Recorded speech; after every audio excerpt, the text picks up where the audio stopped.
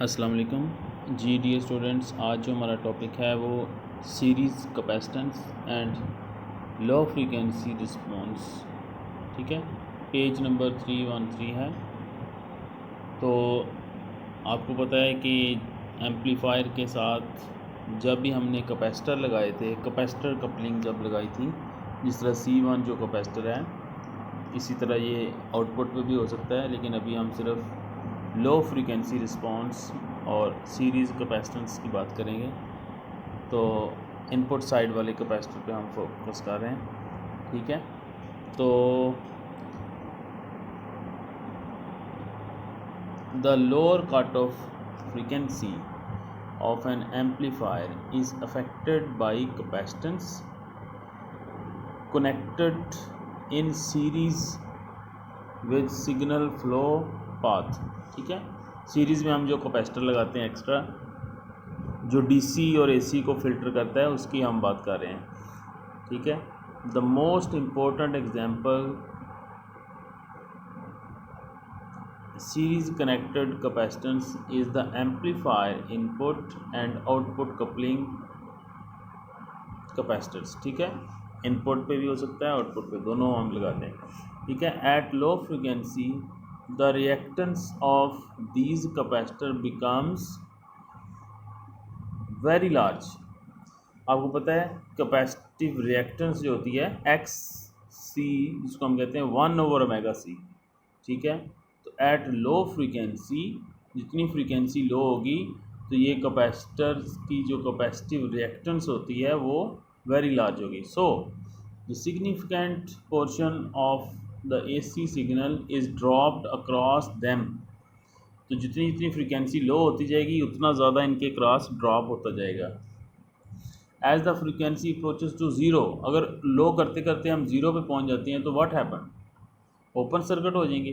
The capacitive reactance approaches to infinite, ठीक है। इतनी रिएक्टेंस हो जाएगी कि इन्फिनिट। क्या सिग्नल, आपको पता है डीसी को वैसे ही कैपेसिटर ब्लॉक कर देता है, तो क्यों ब्लॉक करता है, क्योंकि उसकी रिएक्टेंस क्या हो जाती है, infinite. So the coupling capacitors perform their intended role of blocking all DC current flow, ठीक है। In previous discussions, we have assumed that the signal frequency was high enough that the capacitive reactance of all coupling capacitors was negligible small। तो normally हम क्या करते हैं, इतनी हमारे पास frequency हो कि ये निगलेक्ट हो जाए, but we will now consider how large reactance at low frequencies affect the overall voltage gain, ठीक है। तो हम देखेंगे कि किस फ्रीक्वेंसी के ऊपर हम इसको सेट कर सकते हैं, जिसके बाद ये इफ़ेक्ट करना शुरू हो जाता है। फिगर 9.7 जो मैंने सर्किट आपको दिखाया 9.7 है, ठीक है। shows the capacitor series combination formed by the coupling capacitor and the input resistance at the input side of the amplifier, ठीक है। सीरीज़ में एक रेजिस्टेंस है और साथ कैपेसिटर है, सोर्स की resistance and capacitor. omit consideration of any signal source resistance for the moment. Notice that Ri and the capacitive reactance of C1 form a voltage divided across the amplifier input, ठीक है। तो ये voltage divider एक circuit बनता है। RS source की resistance and source की resistance, input resistance of amplifier and C1 capacitive reactance, ठीक है। C1 जो रिएक्टेंस है, दोनों जो है सीरीज़ में, ये आपके पास एक वोल्टेज डिवाइडर सर्किट जो है वो कंसीडर होगी, ठीक है। तो VI, अगर ये एक सीरीज सर्किट है, VS सोर्स है, C1 एक रेजिस्टेंस है, रिएक्टेंस इसको कह सकते हैं, RI एक रेजिस्टेंस है। तो आपके पास RI अगर वोल्टेज आपने फाइंड करनी हो तो आप क्या लिखेंगे, VI is equal to this resistance divided by this plus this. तो आपको पता है कैपेसिटर के साथ हम क्या लगाते हैं, माइनस। तो आर आई ओवर, ठीक है, तो वी आई जो हम फाइंड करेंगे R I over R I minus J X C one होगा, ठीक है, इंटू वी एस, ठीक है। तो ये वोल्टेज डिवीजन जो है वो हम अप्लाई करेंगे। एक्स सी वन किसके इक्वल होता है, capacitive reactance 1 over omega C one. Omega is the frequency, जो कि ओमेगा किसके इक्वल होता है 2 pi F radians per second. तो ये रिएक्टेंस जो है वो रेजिस्टेंस की तरह उसको ओम यूनिट हम लगाते हैं, ठीक है। From question 9-12 we can determine the magnitude और एम्पलीट्यूड ऑफ वी आई, ठीक है। क्वेश्चन 9-12 ये है जो अभी हमने वोल्टेज डिवीजन लिखी है। तो इसकी मैग्नीट्यूड अगर which will be designated as V I mod as a function of omega, ठीक है। इसको हम फ्रीक्वेंसी का फंक्शन होगा, जितनी इसकी वैल्यू फ्रीक्वेंसी पे डिपेंड करेगी, ठीक है। तो ये जो फिगर है आपके सामने, the input resistance of the amplifier and the coupling capacitor from an RC network that reduce the amplifier input signal at low frequency. तो ये एक सिंपल सर्किट जो है वो हम जर्नल शो किए, जर्नल एम्पलीफायर होगा, यहाँ पे इनपुट साइड पे कैपेसिटर और रेजिस्टेंस, हम जनरली इसको देख रहे हैं, ठीक है। अच्छा, आपको पता है कि जब कैपेसिटर है सर्किट में और एक रेजिस्टेंस है, तो उसकी जो इम्पीडेंस है वो उसको हम क्या कैसे कैलकुलेट करते हैं, मैग्नीट्यूड को R I square plus X C one square under root. तो ये जेड जिसको हम इम्पीडेंस कहते हैं, तो वी आई मैग्नीट्यूड क्या होगी, R I divided by Z, और जेड जेड किसके इक्वल होता है, R I square plus X C one square under root, ठीक है, इनटू वी एस, ठीक है। ये मैग्नीट्यूड जब हम लेंगे तो फिर हम इस तरह से इसको डिवाइड कर देंगे। तो फर्दर एक्स सी वन को हम पुट कर सकते हैं 1 ओवर ओमेगा सी वन, ठीक है। तो 1 ओवर ओमेगा सी वन का अंडर रूट स्केयर आ जाएगा, ठीक है। फर्दर हम इसको लिख सकते हैं, अगर आर आई को हम कॉमन ले लें तो आर आई जो है वो यहाँ पे डिवाइड हो जाएगा इसके साथ, ठीक है। और ऊपर वाला आर आई और ये जो कॉमन लेंगे यहाँ से वो कैंसिल हो जाएगा, तो सिर्फ इसके साथ 1 over omega R I C one जो है वो फैक्टर इधर रह जाएगा, ठीक है। ये क्वेश्चन 9-13 बन जाएगी कि हम वी आई वोल्टेज जो है वो इसके इक्वल होगी, ठीक है। फर्दर वो कहता है कि अगर आपके पास question 9-3 shows that the V I is equal to 0 when omega is equal to 0, ठीक है। अगर आपकी फ्रीक्वेंसी यहाँ पे 0 हो जाए तो समथिंग ओवर 0 क्या होगा, इन्फिनिट, ठीक है। तो 1 plus infinite infinite 1 over infinite क्या होगा, 0, ठीक है। तो ये शो कर रही इक्वेशन कि अगर फ्रीक्वेंसी 0 है तो आपका इनपुट सिग्नल वी आई जो है वो क्या हो जाएगा, ये वी आई की इक्वेशन है। तो वी आई जो है 0 हो जाएगा जब फ्रीक्वेंसी आपकी 0 हो जाएगी। Where omega 0 DC then V I approaches to V S as a function as omega becomes very large at that frequency। एक दफ़ा हम लो करके देख लेते हैं 0, अगर omega is equal to 1 over R I C one, के ओमेगा जो है अगर exactly R I C one के इक्वल है तो फिर आप क्या कहेंगे, ये वैल्यूज़ क्या होगी, ओमेगा को हम 1 over R I C one अगर कहते हैं कि एग्जैक्ट फ्रीक्वेंसी, रेजोनेंट फ्रीक्वेंसी जिसको आप कह सकते हैं, तो 1 over R I C one जब आप इधर पुट करेंगे तो ये 1 ओवर 1 बन जाएगा। तो 1 प्लस 1 क्या हो जाएगा, 1 ओवर अंडर रूट 2, 1 प्लस 1 क्या हो जाएगा, 1 ओवर अंडर 2, जिसको हम 0.77 वी एस कहते हैं। ये क्रिटिकल फ्रीक्वेंसी या रेजोनेंट फ्रीक्वेंसी के ऊपर हम कह सकते हैं, ठीक है। 70% जब हम कहते थे तो वो वही सिचुएशन है जब आपकी क्रिटिकल फ्रीक्वेंसी या रेजोनेंट फ्रीक्वेंसी जो होती है, ठीक है। This result shows that the amplifier input voltage falls 2.77 times the source voltage, ठीक है, when the frequency is reduced to 1 over RIC1, ठीक है।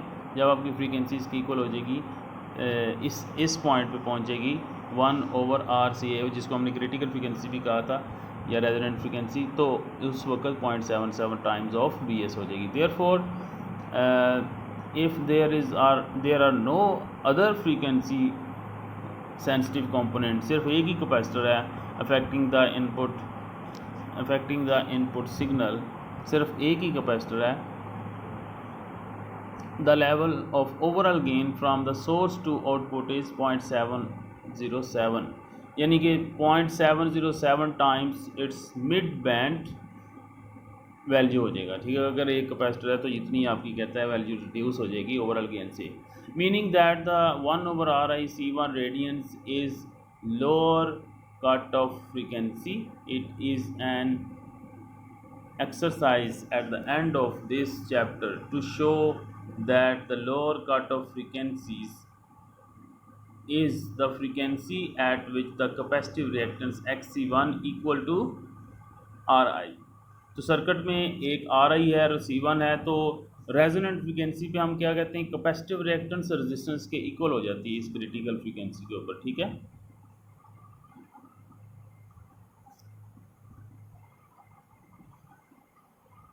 ठीक है, तो ये बात जो है हम आगे डिस्कस कर रहे हैं। If source resistance RS is present then equation 913 जो है वो बिकम्स 913 इक्वेशन जो है वो, जो कि 1/1 plus omega RI C1 square था, तो उसमें क्या चेंज आएगी अगर सोर्स रेजिस्टेंस भी है, तो वो कहता है कि आप RI/RS प्लस RI एक फैक्टर साथ फ्रैक्शन हम ऐड कर देंगे। ठीक है, बाकी वही चीज़ है 1/ओमेगा RS प्लस RI। ठीक है, RS प्लस RI जो है वो दोनों फिर शो होंगी यहाँ पे, पहले RI था, यहाँ RS प्लस RI 1/ ये omega RS plus RI into C1 square. उसी इक्वेशन में जहाँ पे RI था उसमें RS भी ऐड कर दिया। ठीक है, तो ये आपके पास जो लिखा हुआ है omega L 1/RI plus RS, तो ये एक्चुअली आपकी कैपेसिटिव रिएक्टेंस जो है हम इसको लिखते हैं XC इज़ इक्वल टू, या आप इस इधर लिख सकते हैं RI plus RS is equal to XC। ठीक है, तो XC को आप 1/ओमेगा C लिख देंगे और लेफ्ट साइड पे आपका RI और प्लस RS है। ठीक है, तो इसको रीअरेंज करेंगे तो आपकी, यानी यहाँ पे जो उसने कहा था कि capacitive reactance is equal to आपकी रेजिस्टेंस RI प्लस RS है। ठीक है, तो जब ये दोनों इक्वल हैं तो फिर हम वहाँ से ओमेगा L को अब सेपरेट लिख सकते हैं। Omega L is equal to 1/RI plus RS। ठीक है, C1 आ जाएगा। ठीक है, तो ये एक सिंपल जो है वो आप इसको इस तरह से फाइंड कर सकते हैं। ठीक है, तो ये फार्मूला आपको समझ आ गया। ये फार्मूला मैंने बताया कि जब आप कैपेसिटिव रिएक्टेंस और RI प्लस RS इक्वेट करेंगे तो कैपेसिटिव रिएक्टेंस को लिखेंगे 1/ओमेगा। ठीक है, तो वहाँ से आप इसको रीअरेंज करेंगे तो ओमेगा L आपके पास सेपरेट हो जाएगा। L लिखने का मतलब लोअर क्रिटिकल फ्रिक्वेंसी। ठीक है, ओमेगा ये है। FL क्या होगा 1/2π से हम इसको डिवाइड कर देंगे तो वो FL में चला जाएगा। ठीक है, the cutoff frequencies defined by the equations 915 and 916 is the frequencies at which the ratio VI/VS is 0.707 times its mid-band value, namely 0.707 times RI/RS plus RI। ठीक है, इनपुट का फ्रैक्शन और साथ मिड बैंड को 0.77 से कम करना है। The ratio VI/VS can be written in terms of cut off frequency FL and the signal frequency F as follows. अगर कट ऑफ फ्रीक्वेंसी की फॉर्म में, लोअर कट ऑफ फ्रीक्वेंसी की फॉर्म में अगर इस फ्रैक्शन को आपने लिखना है तो आप इस तरह से वो कहता है आप लिख सकते हैं। ठीक है, तो लोअर कट ऑफ फ्रीक्वेंसी जो है सिंपल यहाँ पे हमने FL/F की रेशियो जो है वो बना ली है। ठीक है, अगर आपकी लोअर कट ऑफ फ्रीक्वेंसी और जो फोकस पॉइंट आपकी फ्रीक्वेंसी दोनों बराबर हैं तो डेफिनेटली आप FL और नीचे वाली भी FL के ऊपर ही अगर मौजूद हैं तो ये फैक्टर क्या हो जाएगा 1, तो 1/1 + 1 क्या हो जाएगा √1/√2 जो कि 0.707 हम जिसको कहें। ठीक है, तो जो उस 0.707 को लिखने के लिए उसने FL/F लिख दिया है।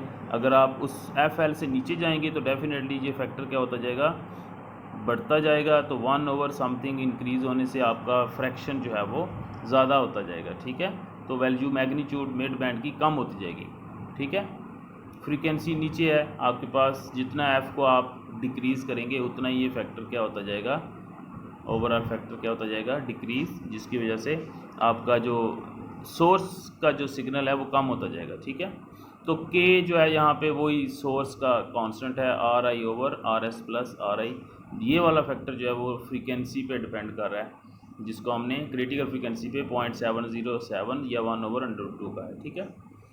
Let us now V S as phase angle reference V S.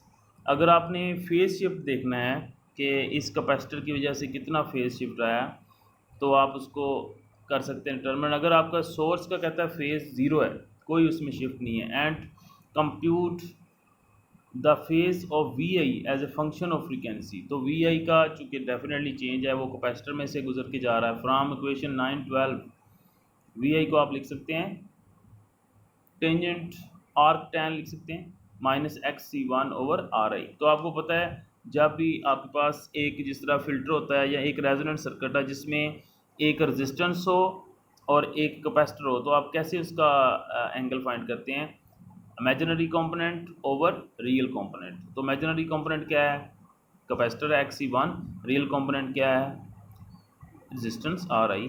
तो tan of Y over X, तो ये आपके पास क्या आता है प्लस वी एस चूँकि ज़ीरो है कि सोर्स के अंदर कोई चेंज नहीं है, सोर्स के बाद जब आप उसमें कैपेसिटर के बाद जो है वो चेंज है, ये वी एस तो ज़ीरो है। तो वी आई का जो एंगल अगर आपने फाइंड करना है, simply tan inverse Y over X याद रखना है आपने। तो वाई क्या है हमारे पास, एक्स सी वन और R I. X C one को क्या लिख सकते हैं, 1/ओमेगा सी, चूँकि वो नीचे आ जाएगा 1/ओमेगा सी वन आर आई, ठीक है। तो ये आपके पास सिंपल एक फार्मूला बन गया कि अगर आपने एंगल भी फाइंड करना है तो ये फार्मूला होगा। अगर कहता है सोर्स रेजिस्टेंस भी प्रेजेंट है तो फिर आर आई की जगह पे R I plus R S आ जाएगा, ठीक है। टैन इनवर्स 1/ओमेगा R I plus R S C one जो है आपके पास एंगल फाइंड करने का फार्मूला आ जाएगा, ठीक है जी।